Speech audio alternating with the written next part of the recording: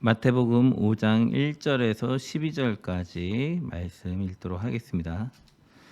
예수께서 무리를 보시고 산에 올라가 앉으시니 제자들이 나온지라 입을 열어 가르쳐 이르시되 심령이 가난한 자는 복이 있나니 천국이 그들의 것이요 애통하는 자는 복이 있나니 그들이 위로를 받을 것이요 온유한 자는 복이 있나니 그들이 땅을 기업으로 받을 것이요 의에 줄이고 목마른 자는 복이 있나니 그들이 배부를 것이요 긍휼히 여기는 자는 복이 있나니 그들이 긍휼히 여김을 받을 것이요 마음이 청결한 자는 복이 있나니 그들이 하나님을 볼 것이요 화평하게 하는 자는 복이 있나니 그들이 하나님의 아들이라 일컬음을 받을 것이요 의를 위하여 박해를 받는 자는 복이 있나니 천국이 그들의 것이라. 나로 말미암아 너희를 욕하고 박해하고 거짓으로 너희를 거슬러 모든 악한 말을 할 때에는 너에게 복이 있나니 기뻐하고 즐거워하라. 하늘에서 너희의 상이 큼이라. 너희 전에 있던 선지자들도 이같이 박해하였느니라. 아멘. 우리가 이제 살다 보면 어려운 일들이 당하고 힘들면 천국에 가고 싶다는 소망이 생겨요. 그리고 살다 보면 내가 이렇게 잘못을 했는데 천국에 갈 수 있나 이런 두려움이 생길 수도 있죠. 가고자 하는 마음과 갈 수 있느냐에 대한 마음. 그러면 어떻게 해야지 내가 천국을 갈 수 있느냐 이런 고민들을 할 수가 있잖아요. 그때 예수님께서 우리에게 말씀을 해주고 계신 거예요. 이대로 하면 된다라는 거죠. 마치 수학 문제, 수학의 공식대로 풀면 문제가 풀리는 것처럼 하나님의 나라에 천국에 갈 수 있는 방법에 대해서 지금 설명하고 계신 거예요. 그래서 이대로 하면 되는데 여러분이 이제는 할 수 있는지 없는지 이게 관건이 되겠죠. 그래서 5절부터 보면 3절부터 보면 어떻게 천국을 가질 것인가 이런 고민이 들지 않아요? 어떻게 하면 천국에 가질 수 있죠? 우리는 착각하는 것 중에 하나가 예수님을 딱 믿으면 기도 딱 하고 예수님 딱 믿으면 모든 불가능한 것들이 해결이 돼서 마음이 힘든 게 없다라고 생각을 해요. 근데 오늘 3절 보니까 천국에 가려고 하면 이런 마음을 가져야 돼요. 심령이 가난한 마음. 쉽게 이야기하면 어떻게 하면 심령이 가난해질 수가 있죠? 벼랑 끝에 서 있는 마음이라는 표현이 좀 이해가 될지 모르겠지만 이거 말고는 방법이 없다. 이게 와닿으려나 모르겠네요. 간절함. 정말 이 방법 아니면은 안 돼. 하나님의 나라에 대해서 간절하게 소망을 하는가? 많은 사람들은 세상 살아가다 보니까 돈은 뭐 자기가 하는 일, 자기가 관심 있는 거, 재밌는 거, 재밌는 TV, 재밌는 게임 이런 것들을 하다 보니까 그 마음에 하나님에 대해서 간절하게 사모할 자리가 없을 때가 많아요. 근데 제가 이렇게 살아보니까 마음이 예수님을 믿어도 마음이 막 힘들고 막 우울한 것처럼 답답할 때가 있어요. 그래서 하나님 이게 우울한 거예요? 라고 기도를 하면서 물어봤는데 오늘 이 말씀을 통해서 알게 된 거는 우리가 생각하는 세상의 우울함과 하나님에 대한 간절한 마음은 다른 거예요. 즉 하나님에 대해서 간절하게 갈망하면서 사모하는 사람이 천국을 가지는 거예요. 예수님을 딱 믿고 난 다음부터 더 이상 고통도 없고 아픔도 없고 항상 즐거운 사람이 천국 가는 게 아니라 예수님을 믿고 난 다음부터도 계속 하나님의 나라에서 갈망하고 막 원하는 거예요. 마치 엄마한테 용돈 받으려고 떼쓰는 것처럼, 마치 시험 잘 보려고 열심히 노력을 하는 것처럼, 마치 직장에 가서 열심히 돈 벌어서 부자 되려고 애쓰는 것처럼 하나님의 나라에 대해서 간절하게 사모하는 사람, 이 사람이 가지는 거예요. 그러면 생각을 해봐야 돼요. 나는 하나님 나라를 정말 사모하는가? 우리는 그냥 기독교의 복음이 천국이 있다고 하니까 아 그런가 보구나, 예수님 믿으면 천국 간다고 하니까 천국 가는가 보구나, 이렇게 생각을 하지만 사실은 간절하게 사모하지 않으면 안 된다라는 전제를 여기다가 붙여놓고 있는 거예요. 누구에 대한 간절한 사모? 예수님에 대한 간절한 사모함이 있어야 돼요.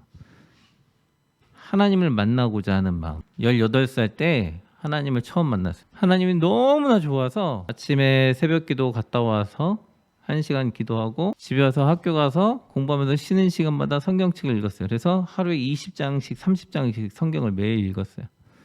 그리고 저녁마다 또 교회 가서 1시간 2시간씩 기도를 했어요. 하나님이 너무나 좋은 거예요. 믿으니까 너무나 사모가 되는 거예요. 이런 간절한 사모하는 마음들, 마치 연애할 때, 연애를 안 해본 사람은 모르겠지만 아니면 배우가 좋아서 간절히 사모해서 그 채널을 간절히 트는 사람도 있잖아요. 그것처럼 간절하게 하나님을 사모하는 사람들에게 천국이 주어진대. 그러니까 천국은 아무에게나 주어지는 게 아니라 하나님을 간절하게 찾는 자가 주어지는 거예요. 하나님을 믿으면 뭐 행복하다고 하는데 그렇게 마음이 우울하고 힘들고 그러면 어떻게 해요?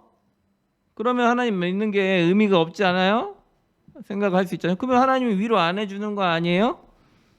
하나님께 위로를 받아야 되잖아요. 그래서 4절에서 위로를 받기 원하는 사람은, 어떤 사람은 위로를 받기 원하니까 매일 게임으로 위로를 받는 사람도 있고, 어떤 사람은 술로 위로를 받는 사람이 있고, 어떤 사람은 드라마 보면서 위로를 받는 사람이 있어요. 그런데 신기한 거는 그 위로는 잠깐이에요. 받은 것 같지만 받은 것 같지도 않아요. 사실 뭐 먹는 거 좋아해서 먹는 걸로도 위로 받지만 그 위로는 영원하지도 못하고 우리에게 진정한 기쁨을 주지 못해요. 4절에 하나님께 위로를 받고 싶냐? 그러면 이렇게 해라 라고 말을 하고 있는 거예요. 어떻게 해라? 마치 소중한 것을 잃어버린 것처럼 대성통곡을 해라. 누구에게? 하나님께. 기도를 하면서 그냥 밍숭 하는 둥 마는 둥, 하나님 응답하면 말고요, 뭐 안 하면 말고, 해도 그만 안 해도 그만, 이런 식으로 기도하지 말고 어떻게 기도해라? 간절하게 하나님께 애걸복걸하면서 소중한 것을 잃어버린 것처럼 간절하게 기도하래요. 눈물을 흘리면서 애통해하면서 대성통곡하면서 하나님을 간절히 찾으래요. 그러면 하나님께서 위로를 주세요. 기도를 해보면 매일 그렇게 할 수는 없겠죠. 근데 이런 간절한 마음을 갖고 기도하다 보면 오늘 하나님이 마음에 대성통곡하는 마음을 주셔요. 그러면 하늘에서 이렇게 평안한 마음이 막 내려올 때가 있어요. 평안한 마음이 내려오고, 그러면서 하나님이 위로도 해주시고 또 하나님이 은사를 주셔요. 은혜도 주시고 은사도 주세요. 누군가 길 가다가 나한테 100만 원을 줘도 기분이 좋죠. 1000만 원을 줘도 좋잖아. 근데 하늘의 은사는 돈으로 살 수가 없어. 로또로도 못 사요. 근데 그거를 애걸복걸하고 대성통곡하면 하나님이 은사를 주세요. 정말 신기해. 이 은사는 말로 표현할 수가 없어요. 너무나 신기하고 너무나 좋고 그래요. 이건 경험해 본 사람만 알 수 있어요. 하늘의 은사는 너무나 다양해요. 저는 계속 기도할 때마다 어렸을 때부터 뭘 기도했었냐면, 하나님 영 분별의 은사를 주소서, 말씀의 은사를 주소서, 찬양의 은사를 주소서라고 기도했거든요. 근데 하나님께서 기도를 들으셔서 많은 것, 이것 말고도 다른 것들을 많이 주시고 계심을 느껴요. 지금도 계속 기도하는 주제 중에 하나예요. 더 잘하고 더 잘 되길 원해요. 하나님 앞에 애걸복걸 기도하는 거예요. 그러면 하나님께서 큰 위로를 주세요. 돈으로 말할 수 없는 은사를 주세요. 영분별의 은사를 달라 했더니 하나님께서 타인의 마음을 읽고 위로하는 은사를 주셨어요. 그래서 그들의 마음을 치료하도록 하나님께서 저를 쓰고 있는 걸 볼 수가 있어요. 그것처럼 하나님 앞에 간절하게 기도하세요. 그러면 하나님 위로도 받길 원하는데 천국을 내가 받는다. 천국의 어떤 그 권한들, 천국에 있는 어떤 천사들처럼 어떤 그런 능력들, 권한들 이런 게 좀 나한테 있어야 되는 거야. 그냥 들어가는 건 난 알겠는데 이 땅 살아가는 데 있어서 천국에 있는 권한이 좀 나한테 주어지면 좀 더 좋지 않겠어요? 그런 생각 들 수 있죠. 그죠? 그거에 대해서 5절에서 하나님께서 말씀하셨어요. 뭐라고 말씀하셨죠? 그들이 땅을 기업으로 받아요. 여기에서 땅은 우리 걸로 해석하면 이런 거죠. 아버지가 갖고 있던 직장과 직업의 재산들을 물려받는 거를 보통 고대에서는 땅을 기업으로 받는다고 하거든요. 근데 이거는 성경이니까 하나님의 말씀과 관련돼 있으니까 하나님 아버지의 권한이 우리에게 물려지는 것을 이야기하는 거예요. 그러니까 하나님의 아버지의 능력과 권한이 물려진다라는 건 이 마이크가 여기 있는 뭐 화초나 이런 데다가 말을 해도 화초가 말을 안 듣죠. 그죠? 신기하죠. 모든 동물들이, 모든 식물들이 누구의 말을 듣죠? 인간의 다스림을 받아요. 그죠? 우리에게 권한이 있단 말이에요. 이 권한을 하나님께서 땅의 권한과 하늘의 권한을 우리에게 더 주시길 원하시는 거예요. 그래서 어떤 사람이 그 권한을 받느냐면 하나님 말씀대로 살면서 온유하다라는 거예요. 이 말은 뭐냐면 내 뜻대로 사는 게 아니라 하나님 뜻대로 사니까 화도 제대로 못 내. 왜? 내 뜻대로가 아니니까. 하나님 뜻대로니까.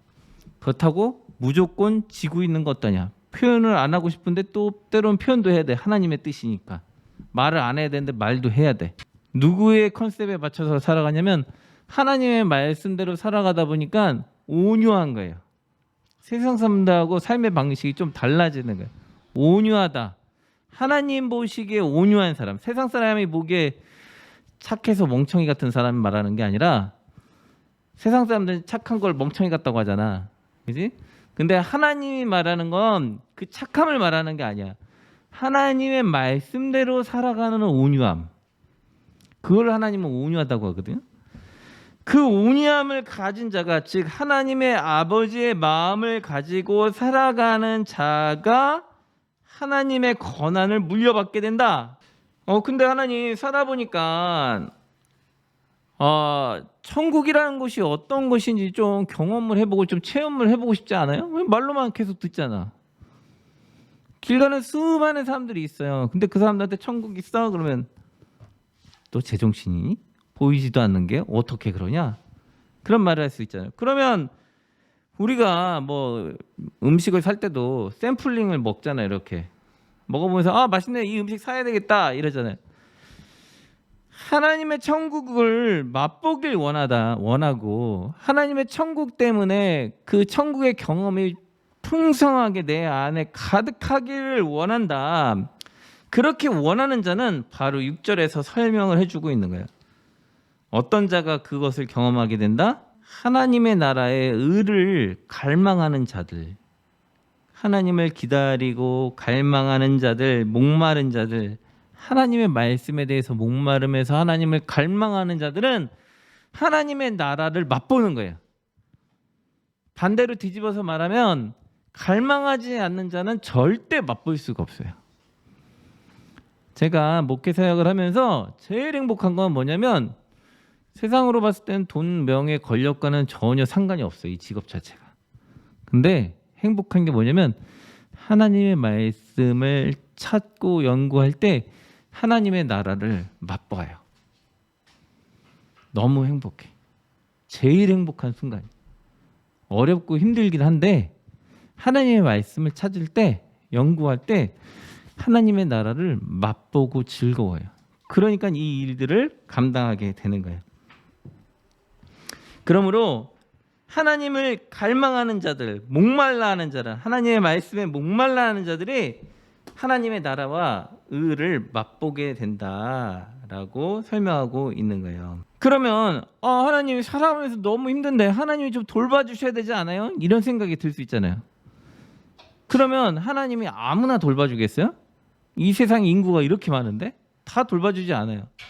하나님이 어떤 자를 돌봐주냐면 7절에 뭐라고 돼 있죠? 그쵸. 하나님 앞에서 나보다 불쌍한 사람들을 돌봐주는 사람들. 그럼 하나님은 어떻게 해주냐면 타인을 돌봐주네, 어려운 사람들을 돌봐주네, 그래 너도 내가 돌봐줄게 라는 거예요. 근데 하나님 앞에서 타인을 가차없이 죽이고 협박하고 몰아가고 나쁜 짓 하는 사람들은 하나님이 그를 돌보지 않고 버려요. 그러니까 하나님의 돌봄을 원한다 그러면 어떻게 된다? 타인을 돌보셔야 되는 거예요. 그래서 우리 교회는 이번 주부터 한 명의 아동을 더 돌볼 거예요. 아버지가 갑자기 심장마비로 돌아가셨대. 그래서 엄마는 베트남 사람인데 애가 3명이에요. 아이가 이제 2살인가 그래. 막내는. 첫째가 중학교 2학년이고 둘째가 초등학교 2학년이고 되게 힘든 시기가 될 것 같아요. 그래서 우리 교회가 그들을 돌보는데 조금이나마 보탬이 될까 해요. 하나님이 또한 우리를 기억하시고 돌보길 원해서. 그래서 여러분들도 가난하고 어려운 자들을 돌보셔야 돼요. 남을 도와주는 자 주님께 돌봄을 받을 것이다. 그러면 하나님을 보기를 원합니다 라는 생각이 들 수 있잖아요. 하나님을 보길 원하는 자, 그럼 어떻게 해야지 볼 수 있을까요? 하나님을 보길 원하는 자는 바로 8절에 써 있어요. 뭐라고 돼 있죠? 마음이 어떻게 청결해지냐면, 이런 경험 해봤어요? 마음과 행동이 따로 움직이는 거? 행동하고 마음이 따로따로 움직이는 거. 근데 그 마음과 생각과 행동과 감정, 태도가 하나로 움직이는데 깨끗하게 정직하게 살아가는 거예요. 되게 힘들 거야. 거의 불가능할 수 있어요. 근데 그렇게 살려고 노력하는 자는 하나님을 봐요. 이 말은 뒤집어서 뭐라고 말할 수 있냐면, 신앙인인데 행동하고 생각하고 말과 행동이 불일치하게 살아가는 사람도 있죠. 그 사람들은 신앙생활을 해도 하나님을 볼 수가 없을 수 있는 거예요. 무서운 말씀인 거예요. 그죠? 그러니까 목사님이든 집사님이든 장로님이든 어떻게 되죠? 하나님을 보려면 말과 행동과 생각이 하나님 앞에서 사람들 앞에서 일치된 삶을 살아야 돼요. 저기 가서 다르고 여기 가서 다른 삶을 살면 하나님을 보지 못할 수 있어요. 다른 말로 하면 그 사람들은 신앙인으로서 하나님을 경험하지 못한 신앙인이기 때문에 전혀 두려움의 대상도 아니고 신앙인으로 볼 수도 없는 거예요. 무서운 말씀인 거예요. 자, 그래서 그러면 하나님, 나는 정말 내가 하나님의 아들입니까? 내가 정말 하나님 천국 가는 거 맞나요? 라고 고민하는 사람들이 있잖아요. 그거에 대해서 9절에 말을 해요. 뭐라고 돼 있죠? 일컬음을 받다라는 건 내가 스스로 말한 거예요? 아니면 남들이 나를 인정해 준 거예요? 남들이 나를 인정해 준 거죠. 근데 이 사람이 어떻게 해야지 인정을 받아요? 남들과의 관계 속에서 협력과 화합을 통해서 서로의 안정과 관계성을 보장하려고 힘쓰는 사람들 있잖아요. 그 사람들의 신분을 하나님은 확인시켜 주는데 어떻게 하면 다른 사람들을 통해서 하는 거예요. 우리가 기독교인이라고 말을 하잖아요. 근데 그게 성경에서 그리스도인이라고 처음에 했는데, 그 그리스도인이라는 표현은 기독교인이 스스로 말한 게 아니라 남들이 당신의 태도를 보니 당신은 예수를 따라가는 사람이군요. 그래서 당신은 그리스도인입니다 라고 불러준 거예요. 그러니까 오늘날 한국교회가 잘못 행동하면 사람들이 뭐라고 그래요? 기독교라고 안 하고 개독교라고 하잖아요. 그죠? 목사라고 안 하고 먹사라고 하잖아. 집사라고 하는 게 아니라 잡사라고 하잖아. 이렇게 말을 바꾼다고. 왜냐하면 그들의 행동과 삶이 하나님을 따라가는 삶이 아니기 때문에 붙여지는 거예요. 그러면 그 말은 그들이 하나님의 자녀가 아니라는 것을 세상이 말을 하는 거예요. 하나님이 말하기 전에 세상이 먼저 말을 해요. 그러니까 어떻게 돼요? 그 말을 들었다면 빨리 회개하고 돌이켜야 되는 거예요. 그러지 않으면 우리가 우리의 구원에 대해서 확인을 받을 방법이 없어요. 그죠? 세상에서 떳떳해야 돼. 왜? 나중에 우리가 세상을 심판할 거거든요. 무서운 말씀에 우리가 세상을 심판해요. 하나님의 보좌에 가서 세상을 우리가 나중에 심판할 거란 말이에요. 근데 심판해야 될 사람이 잘못이 많아. 그러면 심판을 할 수가 있어요, 없어요? 없잖아. 그러니까 하나님이 너가 먼저 깨끗이 서라. 그래서 아래 13절부터 빛과 소금 얘기 나오는 거예요. 똑바로 해라 하는 거예요. 그래서 자신의 신분을 하기 원하느냐? 협력해서 선을 이루어서 사람들한테 인정을 받아라. 그리스도인으로 인정을 받아라 라는 거예요. 정말 그러면 천국이 보장이 되는 게 맞나요? 라는 고민이 될 거예요. 왜냐하면 이렇게 사는 게 어려운데 정말 천국에 들어가는 게 보장이 되나요? 그래서 10절부터는 간단하게 말씀을 하세요. 뭐라고 말했냐면 뭐라고 됐어요? 하나님의 나라와 의를 위해서 박해를 받는 사람은 어떻게 돼요? 천국이 자기 것이래요. 그 말은 뭐야? 하나님의 나라와 의예요. 뒤집어서 나의 의와 나의 영광을 위해서 고난받고 박해받는 게 아니라 누구 때문에? 하나님 때문에. 종종 교회에서 갈등이 생기면 사람들이 그래요. 자기네들이 문제 만들어 놓고 하나님의 영광을 위해서 갈등이 생겼다 하면서 뭐 막 돌리는데 그게 아니라 정확하게 지금 성경 뭐라면 하나님 나라와 의 때문에 문제가 생겼을 때 박해를 받으면 그 사람은 천국이 그 사람 거래요. 그리고 11절과 12절이 한 가지 이야기를 하고 있어요. 그거는 뭐냐면 그렇게 참고 살고 있는데 정말 하나님 제가 복이 있나요? 정말 상을 받을 수 있나요? 하나님 뭐라고 말씀하시냐면 복뿐만 아니라 천국뿐만 아니라 상도 주는데 어떻게 해야 된다고 돼 있죠? 욕도 받고 그리고 모함도 받고 박해도 받고 하나님 때문에 어려움을 당했을 때 꿋꿋이 이겨내는 자, 즉 세상을 살아가면서 힘들고 어려울 때마다 무너지지 않고 꿋꿋이 담대하게 꿋꿋하게 이겨내는 자가 상을 받고 복을 받을 거니까 포기하지 말아라. 신앙생활하는 게 힘들다고 포기하고 돌아가느냐? 아무것도 못 받게 될 것이다.